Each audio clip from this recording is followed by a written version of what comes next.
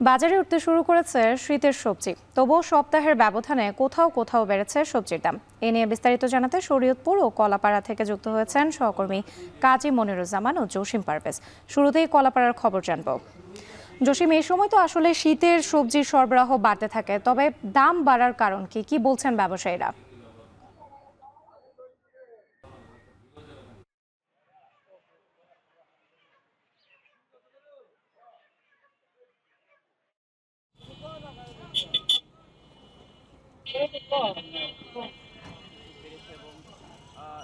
হ্যাঁ, রাত্রি আপনি জানেন যে এখন কিন্তু শীত মৌসুম শুরু হয়েছে। আর শীত মৌসুম শুরু হওয়ার সঙ্গে সঙ্গেই কিন্তু শীতকালীন যে সবজি সেগুলো কিন্তু বাজারে উঠতে শুরু করেছে।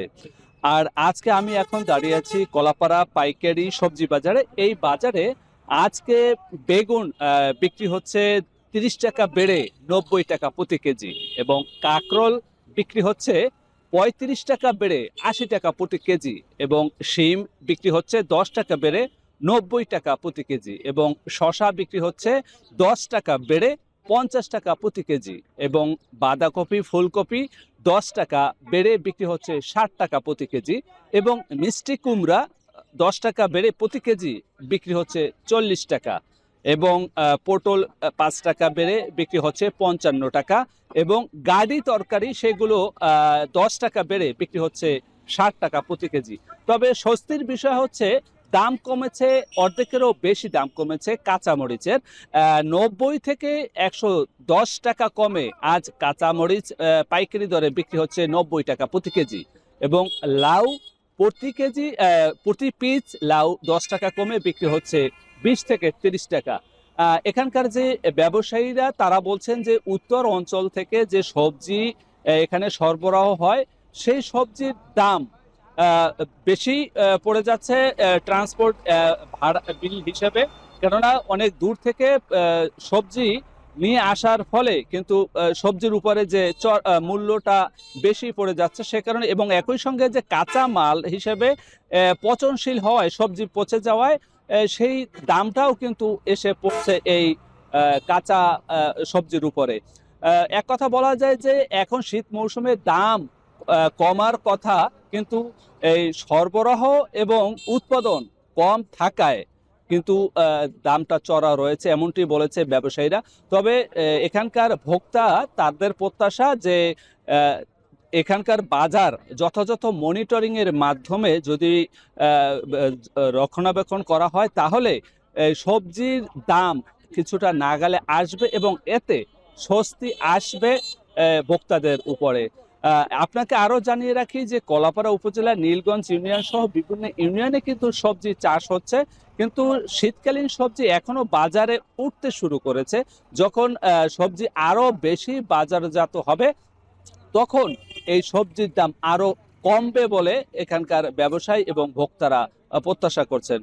তো এক কথা বলা যায় যে এখন শীতকালীন মৌসুমের যে সবজি আহ, এখন যে বাজারজাত এবং সরবরাহ হচ্ছে সেটি চাহিদার চেয়ে কম থাকায় দামটা একটু চড়া রয়েছে। তো আর কয়েকদিনের মধ্যেই বাজারে সরবরাহ বাড়বে এবং দামও কমবে, এমনটি প্রত্যাশা ব্যবসায়ী ও ভোক্তাদের। এই ছিল আমার কাছে সবশেষ। মনিরুজ্জামান, আপনার কাছে আমি জানতে চাই, কেমন দামে বিক্রি হচ্ছে শীতের সবজি? মাছ মাংসের দরদাম জানাবেন।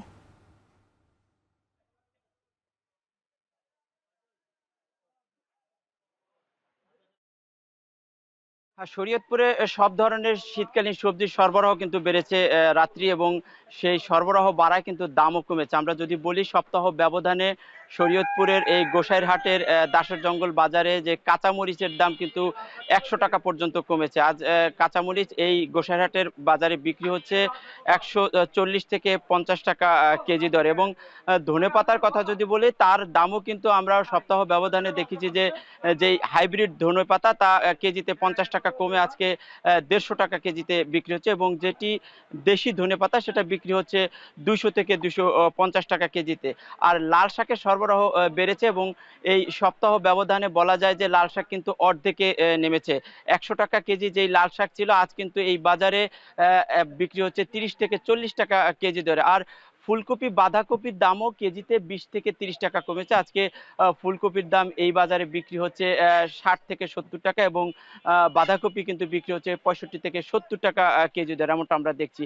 আমরা দেখছি যে আসলে যে শরীয়তপুরে সবজির যে একটা ঘাটতি ছিল সেটা অনেকটাই পূরণ হচ্ছে, এবং তার কারণে কিন্তু দামও অনেকটা কমে এসেছে। আমরা দেখেছি যে মূলার দাম কিন্তু কমেছে, পাশাপাশি কমেছে বেগুনের দাম, যেটা 80 টাকা থেকে 100 টাকা পর্যন্ত ছিল, সেটা কিন্তু আজকে 60 থেকে 70 টাকার মধ্যেই বিক্রি হচ্ছে এই বাজারে। তবে বাজার ঘুরে কিন্তু টমেটো আমাদের চোখে পড়েনি, একেবারে টমেটো নেই বললেই চলে। ২-১ দোকানে যে টমেটো আছে তা কিন্তু বেশ চড়া দামে বিক্রি হচ্ছে।